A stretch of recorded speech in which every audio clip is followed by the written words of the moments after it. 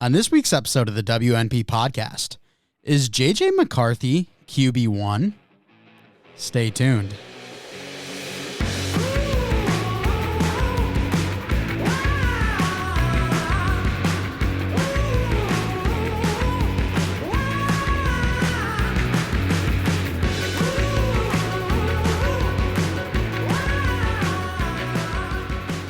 Episode 180 of the We're Not Professionals podcast. I'm your host, Mike Mitchelson, and joining me today, as always, my co-host, Chase Crawshaw. Chase, how you doing today?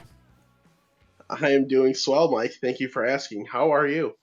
Doing pretty good. You know, had a long day at work and had to dust off all the equipment because holy cow, this is the first, and there's actually dust on my microphone. Interesting. First time recording in quite a while. I think our last episode was late August, maybe August 29th, August 30th, whatever it may be. We missed a whole NFL season. Not like anything happened this NFL season. No, what happened? Something about, I don't know, some hometown team pulling out some miracle or something. Almost made it all the way. Something like that. Yeah, I don't really remember any sort of storyline like that. Good. Well, on today's episode, we are going to be talking about kind of what's new with us because it has been quite a while. Give you a little rundown on the draft season schedule because this is our favorite time of the year, I would say, unless one of our teams are, you know, in the Super Bowl or in a deep playoff run. I don't think it gets much better than the actual draft. So Chase and I had to come back for the old draft season. We'll give you a rundown on what our schedule is looking like. Then we're going to be talking about kind of the class overall and then hop into the actual rankings for the quarterbacks, the most important position of the draft, of the, of a team, of an NFL franchise. It is just the most important. So, Chase, what's new? I mean, it's been 6 months. There has to be something that's changed, right? Yeah, I mean, I know this is the case for both of us, but we are both in different locations than from when we previously recorded. I am, moved over to Fraser, Michigan, only 25, 30 minutes from my parents' house.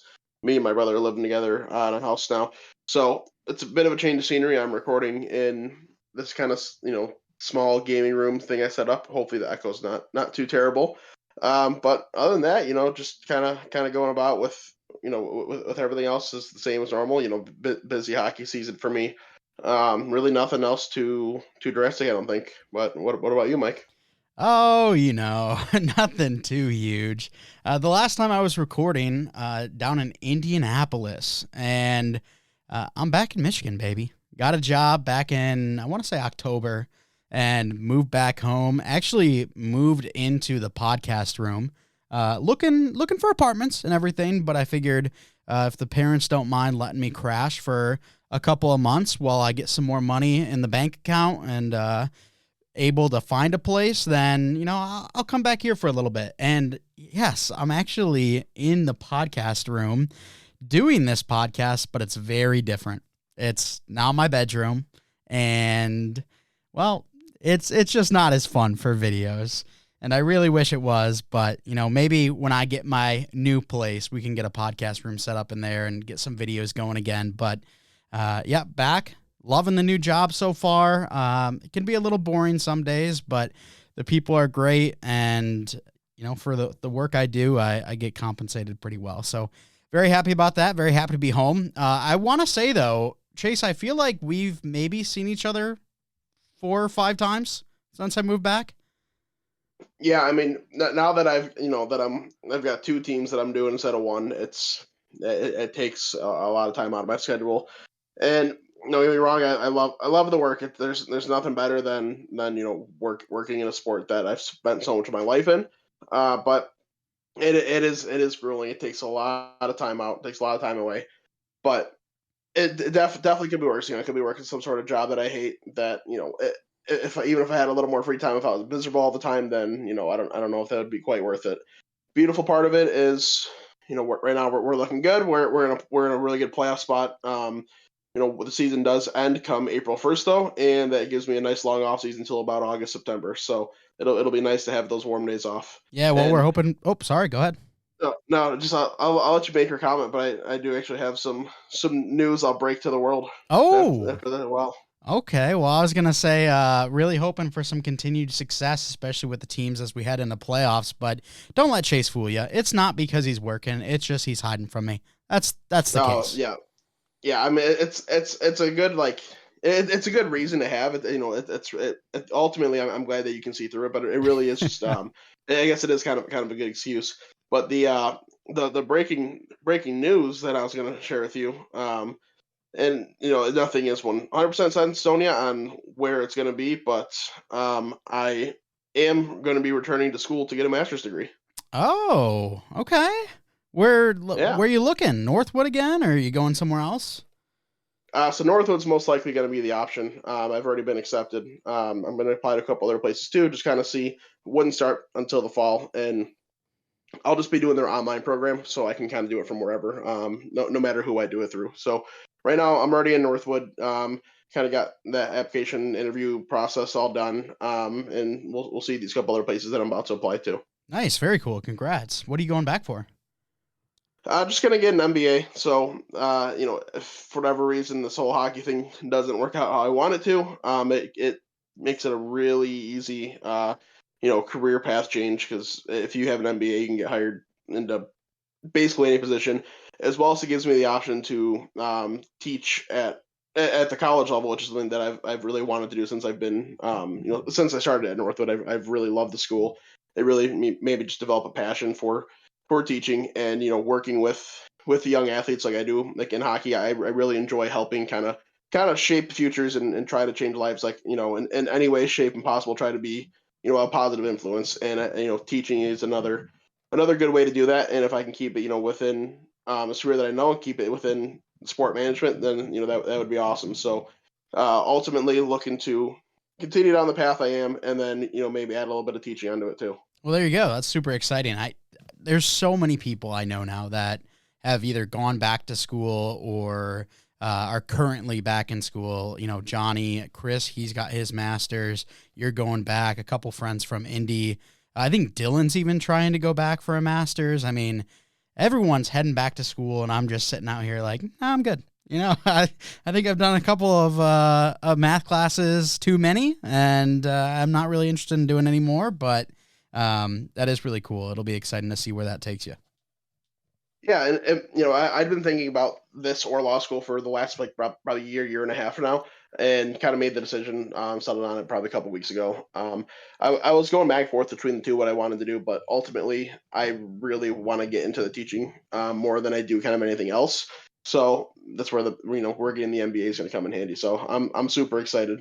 I'm really looking forward to it. Heck yeah, there you go. Well, Chase, let's talk about the draft season and particularly our schedule for this upcoming draft season, because if you've listened to the show a couple of times, you know that we like to go in depth with all of our position groups. We like to, go over the either top 6, top 8, top 10, something along those lines for each position group, give you a little rundown on what names you can expect to hear when it comes to actual draft day. So we're going to be going through all that, and then we do have 2 bonus episodes after we go through all the position groups. So Chase, read off that schedule if you have it there. Yeah, so what it's going to be, it's a little different than what we have done in the past. So if you remember the last couple of years, it just simple quarterback, running back, wide receiver, kind of down that path. This year we're doing things a little differently. So we are recording today, February 19th. We're doing our quarterback show, and then this will be every Monday following the kind of how this is going. So February 26th, we'll be doing offensive linemen instead of doing a running back or receivers. Then after that, do the receiver / tight end, then running back, D line, edge, linebacker, DB, and then once we get to April 15th, we'll be doing a My Guys episode, and then of course the culmination of all of this, our mock draft on April 22nd. So every Monday from now up until the week of the draft, we will have a new show. Yep, and the hope Or is, I should cut you off. I should rephrase this. We are recording every Monday. yep, For a new show. the hope is to get all these out by Wednesday to you. We could go Tuesday. I think that we could likely get that done, but both of us very busy boys now that we're back to the grind, and I figure Wednesday's probably a good day, especially when we get towards that draft. I mean, all the draft content's going to be coming out, so we can get one off Wednesday before that Thursday night draft. It'll be really good. So that's when you can expect everything, and super excited to get into this draft class as a whole because there's some really good position groups, and we're starting with a tremendous position group today, that being the quarterback class. Chase, kind of give me your thoughts on the class as a whole. Not sure if you remember about our old Google Docs sheet, but I have a couple questions in there that you could probably mull over, but just kind of want to talk about the class overall before we hop into our rankings. Thoughts on the class? Was there any kind of shockers for you? Were you thinking, did you have different expectations? Did you assume things about certain players that now that you've done your research, now that you've done your work, you're like, okay, maybe I was wrong here? So there's a couple things, I guess. I ended up with 5 first round graded quarterbacks, which is something I thought could happen. And I'm happy that it did. I'm happy that I see this level of talent. But then I see 2 more day 2 quarterbacks, as well as I also have 2 quarterbacks, ranked in the 4th round. I know you're in a little bit of a different boat where like your guys drop off kind of from day 1, day 2 to like the 6th round. Is kind of what you told me. Yep. But I've got a little more faith in a couple guys. So, or I guess I should say different type of faith in a couple guys. All in all, top to bottom, it's probably a similar amount of QBs that are on the draft radar compared to previous years, but the top looks awesome. And then there's a couple guys that I think are really noteworthy. They're kind of in that late day 2, early day 3 range. Yeah, it's kind of weird because, like you said, the amount of players that are going to be draftable is probably similar to most, but to have a potential of 5 to 6 guys drafted into that 1st round, that's different. And that's what gets most people so excited about this draft class. So I'm super pumped about it. I will say, coming into it, I had a lot of assumptions. Man, it really made an ass out of me. Maybe not you, but me, because there were a couple of players where I expected to either be much higher on, and I really wasn't. Maybe a couple players I was like, yeah, no, I'm not really feeling them. And then I watched their tape, and I'm like, oh my gosh, this guy's awesome. So a couple of those type of things. And then overall, I know when the NFL season was coming down to an end, there was a lot of talk about Justin Fields, where the Bears going to go. I'm a Justin Fields stan, big fan of the kid, really hope for a lot of success for him down the line. But I was saying, I don't think any of these draft eligible quarterbacks are going to be up to the level of Justin Fields on day 1. Now, do they have potential to get past that? Yeah, potentially. But day 1, I don't think they're there. Now that I watched the class, if I'm the Bears, I'm trading Justin Fields. I'm going out and getting a quarterback because some of these kids are so talented. Yeah, I'll take the reset on contract. Yeah, I'll take the chance of this young guy coming in and performing as well as Justin Fields, which, Fields was mediocre at best when you look at quarterback in the NFL perspective. When you take a look at fantasy-wise, it's a little bit different. Yeah, and Justin Fields, as you said, really good for fantasy in terms of his mobility and his, just his running ability. It's top 3 to 5 in the league at the absolute worst, but when it comes to his passing ability, his processing, it's never really been something that I've loved. So it's time to move on.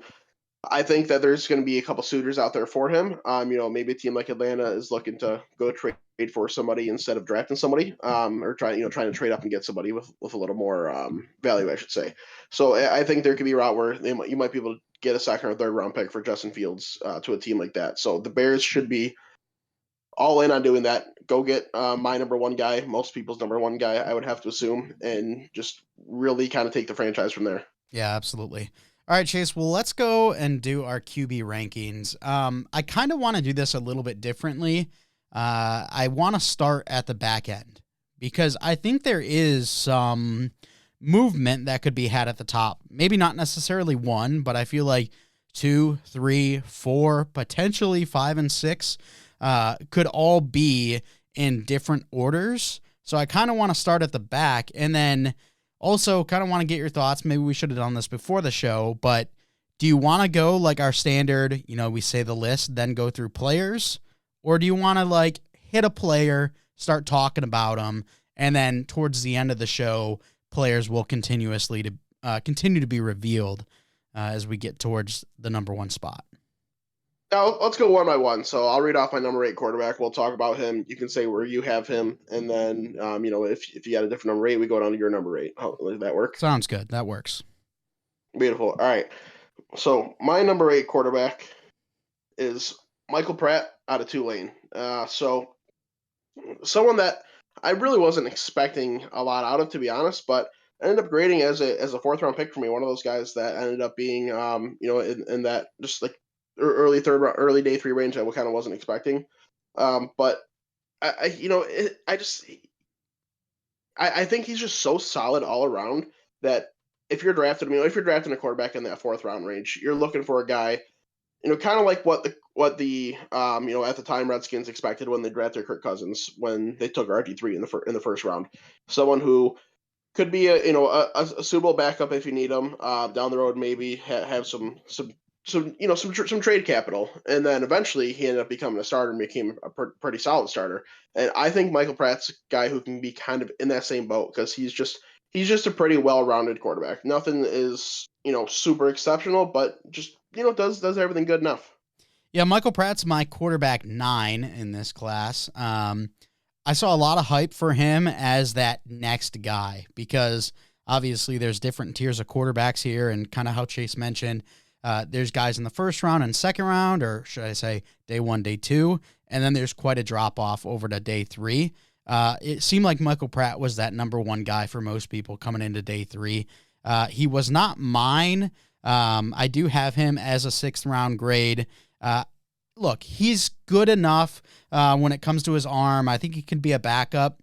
My biggest thing is that in the NFL nowadays, it seems like you have to have some type of creativity behind the line of scrimmage, some way to extend the play, some good mobility. I think Michael Pratt's mobility overall is decent. I mean, he's got some speed where if he does actually take off, he can do a little bit with it, but it's not exactly what I'm looking for when it comes to actually making those quick cuts in the backfield, trying to stay alive. And he had some blinders up. Any episode or any film I was watching on him, he was not aware of his pocket whatsoever. That dude would get clobbered from behind, clobbered from the side, just wasn't able to stay up. But when he does have a clean pocket, he can deal a little bit. And I think that's worthy enough to be able to be a start or a backup, and I wouldn't be shocked if he goes earlier than the 6th round grade I have him at, but just the things behind the line of scrimmage, trying to stay alive, is what has him down here for me. Yeah, in terms of that pocket presence, my kind of note on that is that the pocket awareness is decent, but pressure is missed more often than you would hope, and that's something that it can be learned. In the NFL, it's hard to adapt because if you're on it in college, odds are you're going to be worse on it in the NFL. You get stronger, faster, smarter guys. But it is something that we have seen quarterbacks get better with. And if he's committed to working on that, committed to the film room, committed to being coachable, then I think there is room for that to really grow.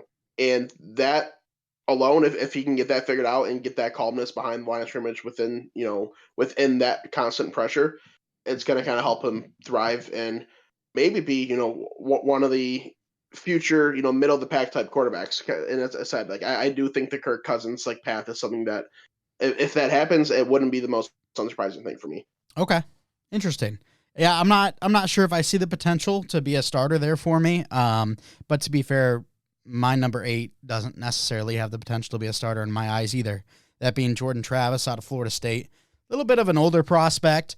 And I was talking to my cousin about him. By the way, he's releasing his quarterback show soon, the Locker Room podcast. You can check his rankings out. They're a little bit different than mine. Maybe similar to Chase. I don't know. We'll see. But yeah, Jordan Travis, I mean, he's kind of got a bit of a noodle for an arm. I don't think it was like the worst in the class by any means, but his overall throwing, I felt like he kind of thrived a little bit more because he had the likes of Keon Coleman and Johnny Wilson But he can do some stuff in the backfield. He's got a little bit of creativity, can get out of harm if he has to. Um, this will kind of show my thoughts on quarterbacks 8 through whatever. Um, I compared Jordan Travis to Denver Broncos Russell Wilson. Not Seattle Seahawks Denver Broncos Russell Wilson. So not very high on Jordan Travis and not really that high on anyone after the top 7. Yeah, my biggest thing for Jordan Travis is my quarterback 7, by the way. The biggest thing holding him back for me, it just is that processing. It's just he is a bit of a first read guy. Sometimes he can look to his second and third, and when he does, he tends to make some pretty good plays. And he has had some history of some pretty nice plays in college football. But it is a bit of a first read and then dump off or scramble type play. He's got that mobility that you like. Has enough of that athletic profile where if he can figure out those other things, then maybe there is some legitimate upside there. I do have him listed as a late third round pick because I do think that there is some upside there. If the processing gets better, I think that alone is enough for him to really thrive. I know that the talented receivers help him, and I love Johnny Wilson early on in this process. I was going to throw that out there now, but I do think that for sure helps him. But I see a little more in him than you do. I think it's still a kid that I think is going to come in and be a backup and is more of a hey, if we need him to start, we don't have to really worry type of thing. I'm a bit shocked, I'm not going to lie, because I felt like most people, and me included, had 7 guys that would go day 1 or day 2. And now that you've got Michael Pratt and Jordan Travis in your top 8, that means one of them is not there. I assume it's my quarterback 7, that being Spencer Rattler out of South Carolina. Yeah. I got South Carolina Spencer Rattler as a round 3 pick for me. I think this kid has really matured when it came to coming over to South Carolina, trying to be that starter, because this was a guy that had so much promise after his sophomore season at Oklahoma, goes into his junior year, really doesn't get it done, gets benched for Caleb Williams, and then he goes over to South Carolina, struggles a little bit early on. But I think he's turned it around a bit. He still hasn't had that true breakout season that I look for, but this is a guy who has some mobility. I think he's got a pretty solid arm. I'll take his arm over the rest of the guys in the class that I have ranked lower than him. Well, except for maybe like Joe Milton. Obviously, that guy's got a cannon. But I think the big things with Spencer Rattler is he seems to struggle when going deep. He doesn't react quickly enough when pressure's coming. So I feel like he needs to develop in that area of his game. But the things I saw, him being able to actually read the defense a little bit, go through his progressions, that comes with being a fifth-year player. He's got that down. There's some development he needs to do within his game, and also him as a person. We know he had a very bad attitude issue when he was at Oklahoma. Things have started to turn around, but I'm not really 100% sure on where he lands in that landscape. So excited to see what he can do down the line. I think that he is going to be a very good, suitable backup and potentially could be a starter. I mean, if you put him on the likes of the Atlanta Falcons or the Washington Commanders right now, I think he beats out Sam Howell and Desmond Ridder. Sure. It's not impossible. I do have him as my QB9, so it was a good call there. Still have him great as a 4th-round guy, just because the skill set, it is an NFL skill set. It is someone, again, if you start him, I don't really think you're going to be batting an eye. But, my biggest problems with his game is I don't think he does a good enough job creating open receivers. The quarterbacks, the ones that have the most success in the league, you can look at a guy like Mahomes, for example. He has a terrible receiving core. I mean, yeah, Kelsey's obviously Travis Kelsey. Rashee Rice had a really nice rookie season, but everything else is just horrible. But he finds a way to make these guys have some success because he forces them to be open based on his throws, based on reading the field. And Rattler just does not do a good enough job of it. I haven't seen him do a good enough job at any stop in his college career at that point. And it's a bit of a problem. if you go into a really run heavy offense where you're just doing checkdowns, yeah, I mean, he might be just fine if he can keep it, within 10, 15 yards and under his throws. Yeah, he might be just fine, but he'll just never be a guy that's going to be able to go and kind of win you a game. It's 100% right when you're saying kind of quality backup is where I'm seeing his upside. If he can go and have a 8, 10 year career as a backup, then kudos to him. That's a successful career. That's a better career than most guys have. Yeah, as you were talking, I went to my anticipation grade, got one of those on the old scale, and according to my grades, Spencer Rattler had the worst anticipation of all the There you quarterbacks that go. I graded. So, yeah, you make a good point there. But I think he does have some decent attributes to kind of raise him above the level of some of the others.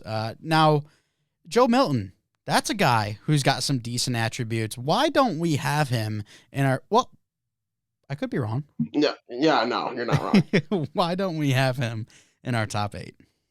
Because he sucks. He he No. he doesn't necessarily. Jamarcus Russell, maybe. Jamarcus Yeah, Russell, dude, maybe.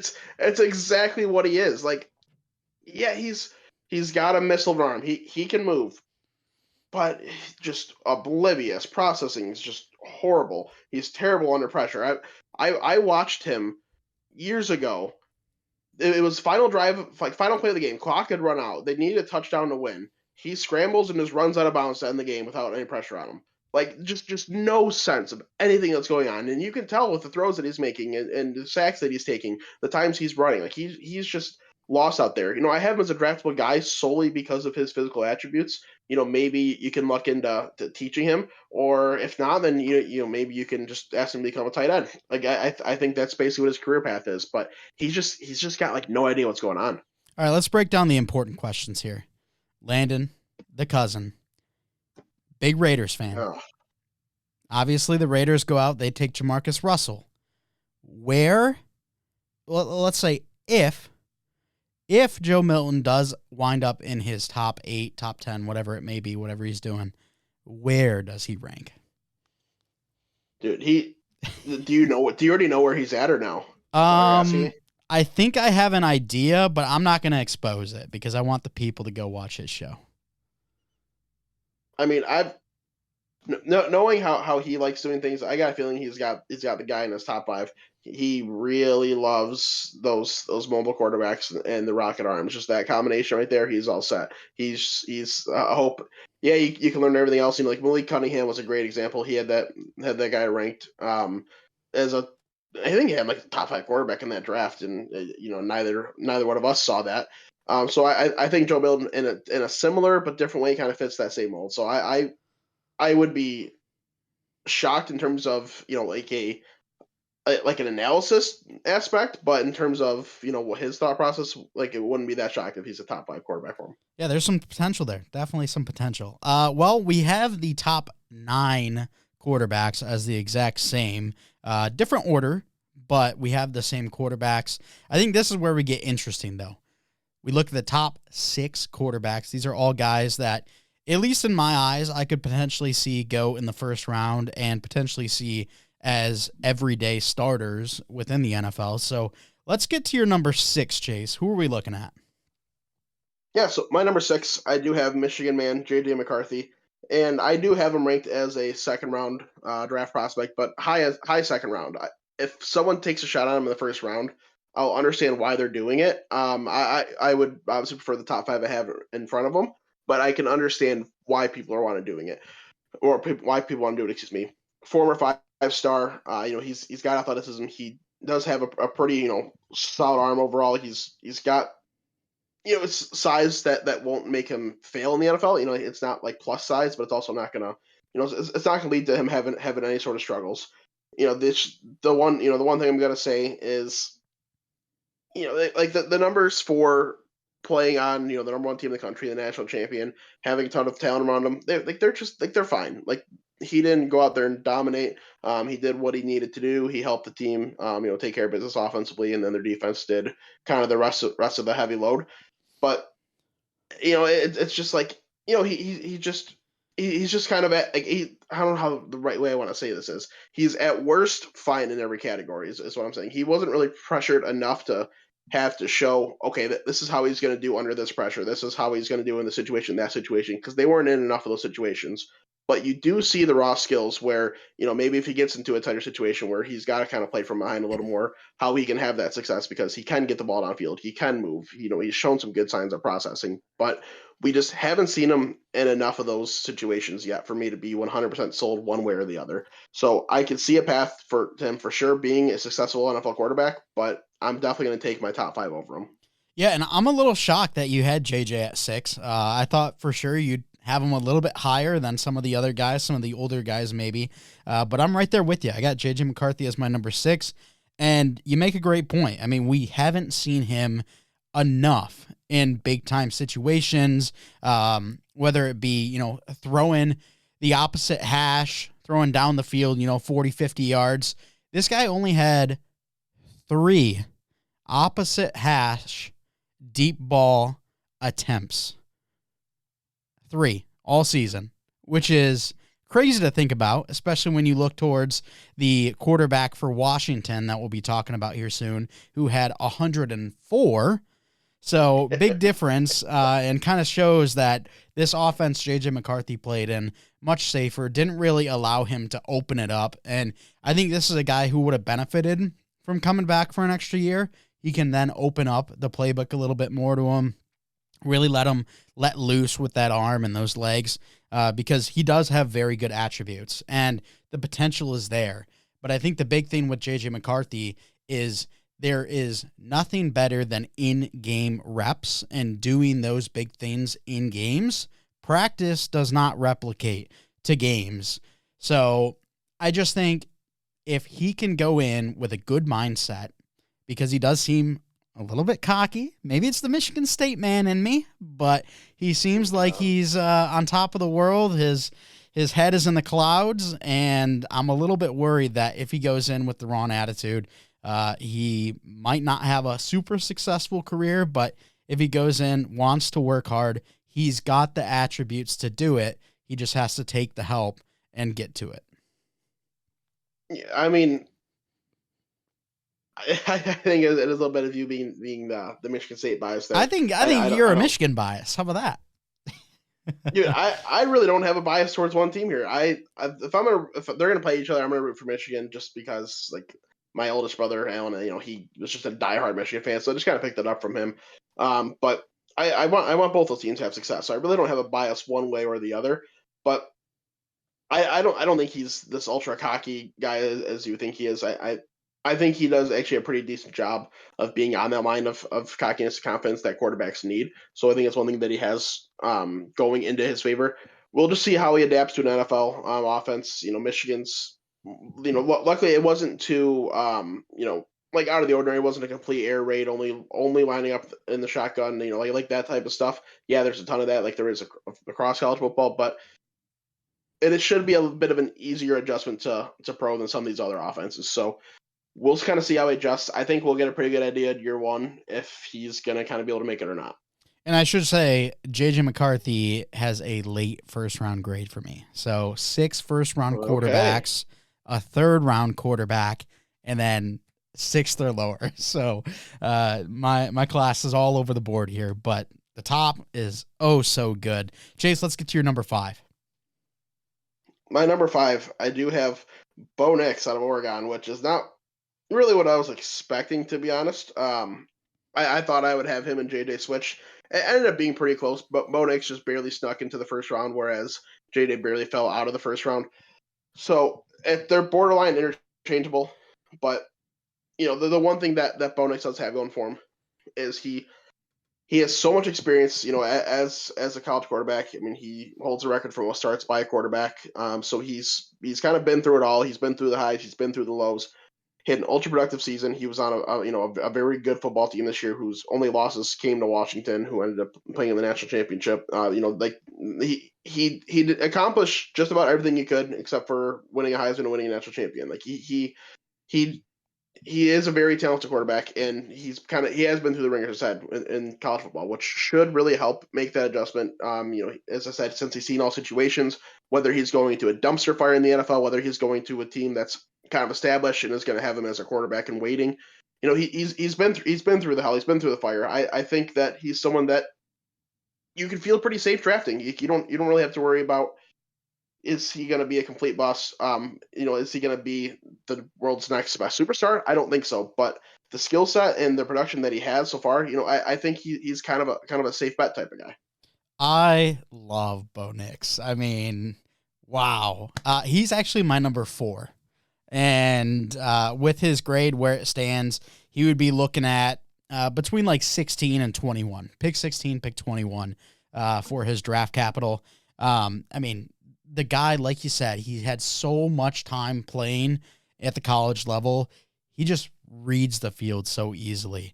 I put in there that this dude's a true point guard because he's just so composed. He reads the field so well, just distributes, can get to every single guy. And I think this is going to be a guy that you want to stay away from his weapons in fantasy, because you might have, let's say he goes to Washington or something. You might have Terry McLaurin or Jahan Dotson hoping that they're the guy, but you never know that week because he might hit Curtis Samuel. He might hit the tight end. He might hit Antonio Gibson out of the backfield. I'm not sure if many of those guys are going to be on the team next year, but regardless, this guy is so good at just reading the defense, reading the field, seeing what guys he has open. And that short to medium range, this guy's going to kill you. But I think where he upsets me the most and where I knock him a little bit is his deep ball is not great. He's very inconsistent downfield. And then his feet are a little bit too, he gets a little too excited in the backfield. There's times where he'll roll out of the pocket that's just 100% clean. You don't got to start moving yet. But I think those are two things that he can continue to try to develop. And I think when you get that consistency with a wide receiver, practicing day in, day out, you can kind of time it up a little bit better so that deep ball might be able to become a little bit more stable. But, I mean, close to medium range, this guy, whether he's a clean pocket or not a clean pocket, I think he's going to be able to deal some damage. Yeah, and when he is standing tall in the pocket, as you said, he can get a little happy feet and decide to run around. But when he is standing tall, he can move the ball. Like, he holds up pretty well under that pressure when he does decide to stay in it. But when he does decide to kind of run around, it might take away an option or two, and you might have a couple plays of that per game where, all right, yeah, maybe he forfeited what could have been a 10, 15-yard completion for what ended up being an incompletion or a 2-yard scramble or a sack, whatever it could be. But I think he's a little better in the deep ball than you're giving him credit for. Yeah, there's still some inconsistency, but like, you're kind of making it sound like he's, like less than 50-50. I think he's a little more than 50-50 in that aspect. I think that it's someone that you can trust him enough to take a couple deep shots a game, which really in the NFL nowadays, that's all you're doing is you're taking 2, 3, maybe 4 of those. I have no problem having him take those shots, from day one. And I think Bo Nix is a little bit different from my number 5 and who I'm kind of assuming is your number 4, that being Michael Penix. I think Michael Penix, he's got the best deep ball in the draft. Caleb Williams is up there, but Michael Penix, I mean, man, that guy can push the ball downfield like no other.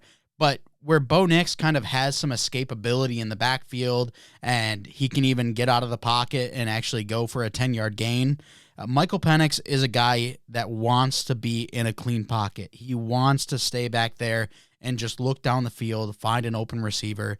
And very similarly, this guy has played so much football that he's able to progress through defenses. He's able to progress through his reads. He's so smart when it comes to actually reading the field that he can get it to any type of player.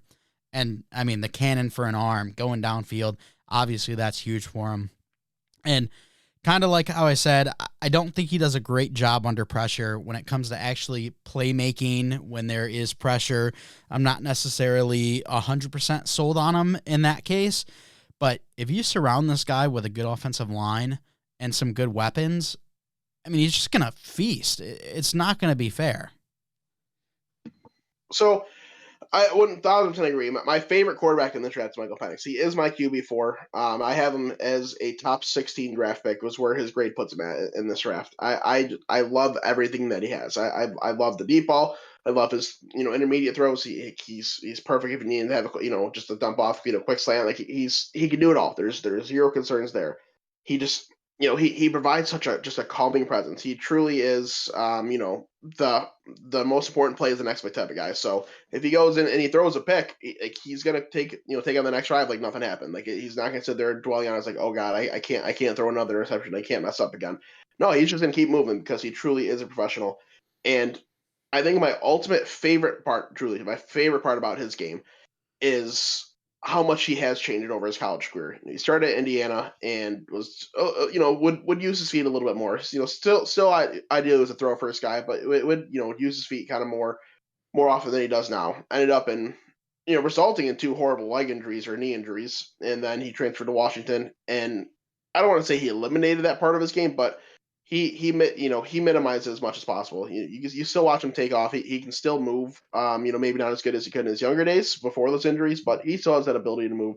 But he really has developed that passing game, and it shows that him being able to make that type of transition, which is like a almost complete changing of his game, bodes really well for his adjustment in the NFL because he can probably fit in just about any scheme that you're looking for. You don't have to worry about, yeah, I'm gonna have to, run this spread offense. I'm gonna have to, run a very, heavier on offense. You don't have to worry about that. Wherever you put him, he's gonna find a way to have success.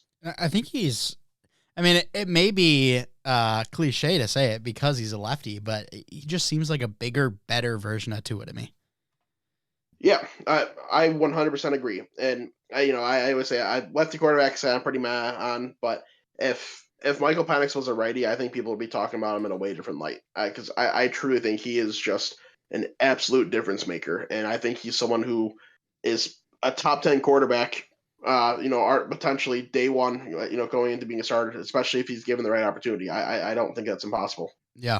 All right, let's get into our top 3 now. Chase, who is your number 3 quarterback? I got to assume we have the same top 3 here. My number 3 is Jaden Daniels, and man, I'm such a Michael Penix defender. Was very upset when he didn't win the Heisman. I still think he should have won it. I think that Washington, just playing Washington, kind of getting the East Coast bias a little more in Jaden Daniels' favor. I know he's not directly on the East Coast, but he's got more viewers since he's not playing as late as Michael Penix did. I think that kind of played in things a little bit, but nonetheless, Jaden Daniels is someone that is still a very deserving winner of that trophy, and he really did show me a lot more than I was kind of expecting on tape.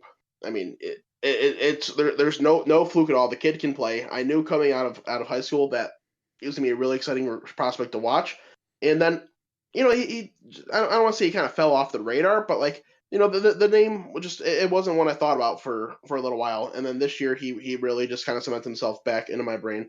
He can get the ball downfield. He is an absolute elite athlete. His accuracy this season was pretty on point. The ball, if he wanted to place it somewhere, it was going there. I mean, he just did everything really well. Just creating plays, whatever it needed to be, whatever moment, he was just making the right play at the right time. They suffered a couple tough losses that, it's if he were playing on some different teams, I don't think maybe he suffers those losses. If he were playing in one of these 4 teams that play in the college football playoffs, he probably wins the national championship, to be honest. Just because of all the different aspects he offers in his game. But man, he really did surprise me. I wasn't expecting him to be as good as I saw. I 100% agree. This was one of the guys that I was not expecting to be that good, and even to the point where I was fully expecting him to be like my quarterback 5 or 6. He's my quarterback 2. Oh boy. I love Jaden Daniels, and this is, my gosh, me and Johnny were just talking about it like 2 weeks ago, and I'm like, dude, Jaden Daniels, he's not that good. And then I watch him, and I go, holy cow. So right at the start of my kind of synopsis of Jaden Daniels was, I was wrong. It's time to give Jaden Daniels his flowers. This dude's great. I mean, he's got the arm talent. He's got the legs and the mobility. I mean, man, that guy is dangerous when he gets out of the pocket.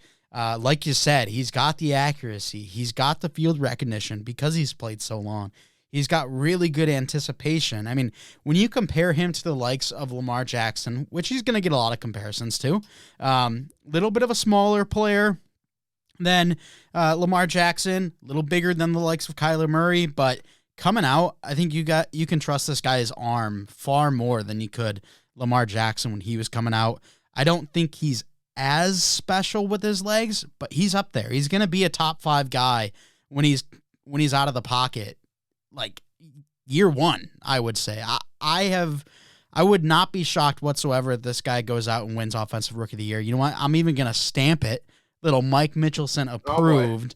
We're in February 19 of 2024, and I'm already stamping that Jaden Daniels is going to win Offensive Rookie of the Year next year. I think this kid is going to be just so good off the rip, and we all know that quarterbacks get some extra love there. So he's special. I'm very excited to see what he can do at the next level.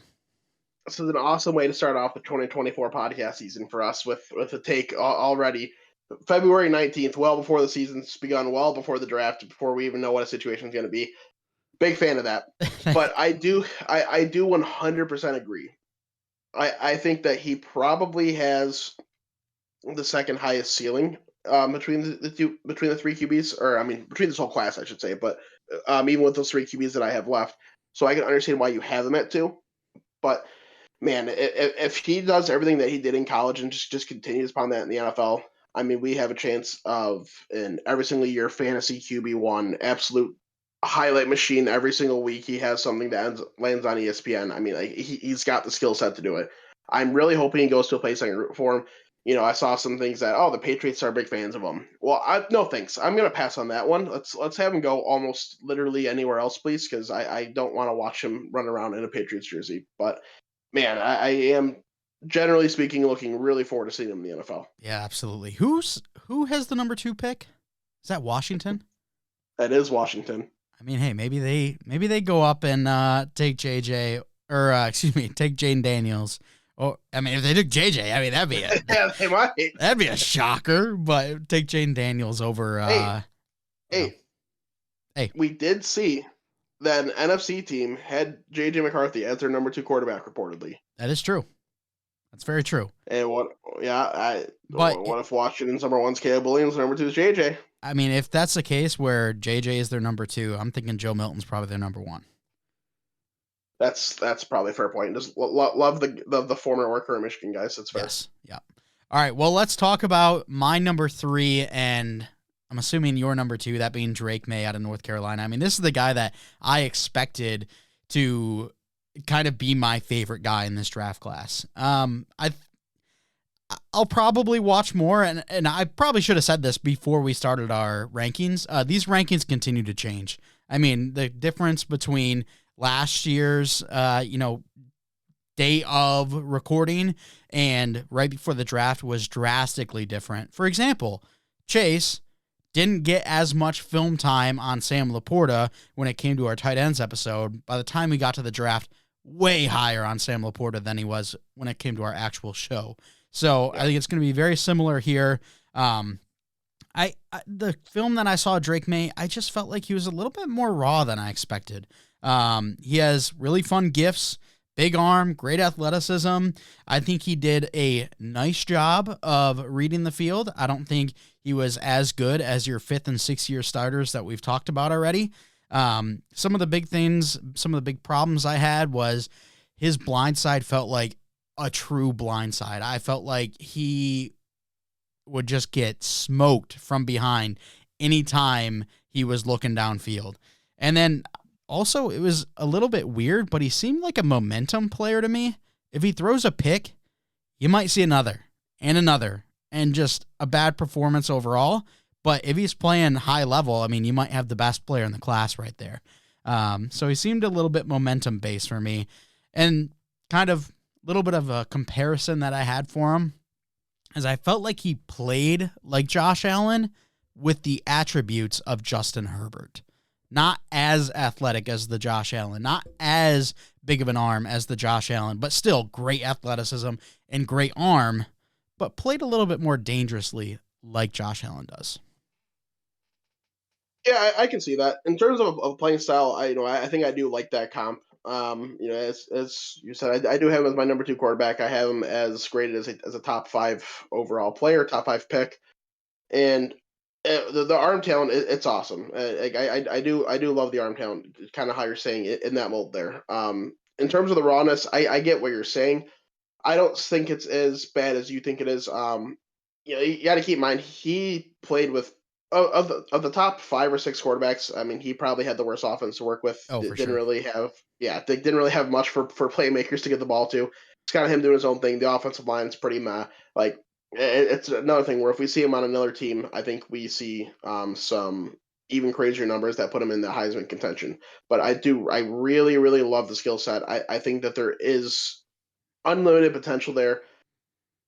But year one, I also think there is some very legitimate bust concerns. You know, it. I'm kind of getting a Mitch Trubisky vibe, and maybe that's just Oh, because they're both UNC. But I can see a world where if year one he goes to an unideal situation, and we'll just say I don't know. We'll say Washington. Say what the Commanders draft him, and for that reason they get rid of Terry McLaurin, and all of a sudden he has very very few weapons to work with. He's not good enough to carry an NFL offense by himself, not this early on. And I think if he gets put in that type of situation to try to do that, it's gonna just, as you said, the momentum thing. It's gonna kill his confidence. I think it can really stunt his growth and have him flatline, if not even drop. So I think there is some legitimate bust potential, probably the biggest bust potential of any quarterback. With this type of upside in this draft class. That being said, as long as he goes to a situation where they're able to invest, they're willing to put in the work to help him have success, I think he'll be just fine. yeah, and that's the thing. Nowadays in the NFL, you can't have a first or a second round quarterback sit anymore. Like that's just not a thing. You got to have the right playmaker, or excuse me, the right play caller in your coaching staff to really let this guy shine. Whether you put him in a limited offense, like we saw JJ McCarthy with Jim Harbaugh, or you let him open it up, like CJ Stroud did with the Texans this year, you're gonna play him. And I think Drake May and JJ McCarthy are those two guys that have that bust potential, but also have really big ceilings. Um, while the other four, I mean, three of them have so much time played that I feel pretty confident they're going to be able to make that transition. The other one is, I mean, just special to another level, and we'll talk about him here quickly. But yeah, Drake May is super interesting. I could see his first year being similar to the likes of Trevor Lawrence. I see a lot of people saying that he plays like Trevor Lawrence. That's his comparison. I don't necessarily agree with that, but when it comes to his production and the kind of underwhelmed factor of his first year of play, I think it could be similar to Trevor Lawrence. Yeah, I could definitely see that. And I just want to say Trevor Lawrence's was way different. That like he was thrown in the worst situation that any quarterback could ever start off their career with Urban Meyer. Holy hell! So hopefully it's not that bad for Drake May. But I do know what you're saying in terms of year one. If he's not given the right chance to succeed, I could very well see that happening. Who do the Commanders hire again as their head coach? Dan Quinn. Commanders. Oh, Yeah, yeah. I kind of forgot about that till you just said it. Yeah, okay. So we've got a potential of Dan Quinn or Gerard Mayo being his head coach, which yeah. No, I'm okay. could be No, please. super interesting. No, it could be horrible, but yes, it could. No, sorry, it will be horrible. Yes, please. For the love of God, have those guys just trade for veterans, please, please, please. All right, let's talk about the number one guy. Pretty obvious, and this was a guy I was actually thinking maybe he's not as good as what I thought he was. Then I turned on the tape and went, "Why did you think that? That was dumb." Yeah, I mean, the media they kept trying to push narrative that maybe he's a bit overrated, maybe he's not as good as you think he is, because when you're at the top for so long and your name's always kind of in the news cycle as you're that dude, people are always going to find little reasons to try to bring you down and try to make you see like, well, this guy's a sleeper of the draft and he could overtake him. Well, that's just the media playing the media games. That shouldn't be the case because Caleb Williams, like he's just different than the rest, man. When you watch him play, it really is just it if you mix Patrick Mahomes and Russell Wilson together, like I know they play somewhat similar as it is, but you mix them together, then bam, like you got Caleb Williams. I mean, this kid is just a fantastic arm talent. He's awesome behind line of scrimmage. You know, he maneuvers really well. He can, you know, kind of getting out of the pocket. He get out wide, set his feet, sling the ball downfield. He does just about everything that you want as a quarterback, and I really think he has the upside to be, you know, the number 1, 2, 3 quarterback in the league over time. You know, the one slight disadvantage you can say is, you know, he's not the biggest guy. You know, at 6'1", 215. You know, you're hoping that he holds up. I think that it shouldn't be any issue. I think that whole matter is kind of overblown nowadays. But like outside of that, I really don't see very many negatives. Yeah, he's special. The only thing I knock on him is sometimes he likes to be too cutesy in the backfield, and he fumbles. He had a lot of fumbles this past year. He's got to be a little bit more sure-handed when he gets to the next level. But, I mean, other than that, there's not much to pick. He's just so talented, and the way he's able to create in the backfield. I think he's a better athlete than Patrick Mahomes. So some of the things that he does in that backfield is going to be surprising to NFL fans that don't watch college football, because he does what Mahomes does, but even better because he's more athletic. Okay, be careful saying that. Hey, some of the things in the backfield, I'm not saying he's a better quarterback. Okay. Mahomes has the better arm. But that's something that gets clipped and goes viral so easily. So you gotta be careful. Hey, I'm good going viral. How about you? I mean, that's fair. I guess keep throwing more of that stuff to the wall. All right. Well, there's our quarterback class. Chase, round it out. Go 1 through 8. Let everyone know. Yeah, so number 1, I had Caleb Williams out of USC. Number 2, Drake May out of UNC. Number 3, Jaden Daniels, LSU. Number 4, Michael Penix out of Washington. Number 5, Bo Nix out of Oregon. Number 6, J.J. McCarthy out of Michigan. Number 7, Jordan Travis out of Florida State. And then number 8, Michael Pratt out of Tulane. And I went Caleb Williams, Jaden Daniels, Drake May, Bo Nix, Michael Penix, J.J. McCarthy, and Spencer Rattler rounds it out. Chase, I'm not sure if you have your 2023 rankings on hand or if you can get to it quickly, but I kind of want to see where your like top 5 aligns, because mine's this. Mine goes Caleb Williams, number 1, Jaden Daniels, number 2, CJ Stroud, number 3, Bryce Young, number 4, Drake May, number 5. So obviously the Bryce Young pick isn't looking as hot there, but that's kind of how it rounds out, and that kind of shows the strength of this class, having 2 quarterbacks, at least under my grading system, 2 quarterbacks higher than the likes of CJ Stroud last year. Yeah, so me, I have, you know, just because I wasn't not prepared for this, so it's going to take me a second to decipher this properly. But I do have Caleb Williams comes out to be the number 1. Bryce Young comes out to be the number, or no, Drake May comes out to be the number 2. Jaden Daniels comes out to be the number 3. There we go. Bryce Young, the number 4. CJ Stroud, the number 5. Michael Penix, the number 6. So there we go. Okay. Very good. I would have to assume Bo Nix would be my number 6 over Anthony Richardson, but regardless, a really talented class here. Excited to see what they can do at the next level, and I'm excited to do a little bit more work on them as well, because I think I got to watch legitimately every single J.J. McCarthy game to finalize my thoughts on him, as well as I want to watch a little bit more Drake May. Maybe I'll go down the board, watch a couple people. Chase, I'm surprised you didn't have James Cahoon, the guy from Bridgewater State that you sent a video of in the group chat a while back.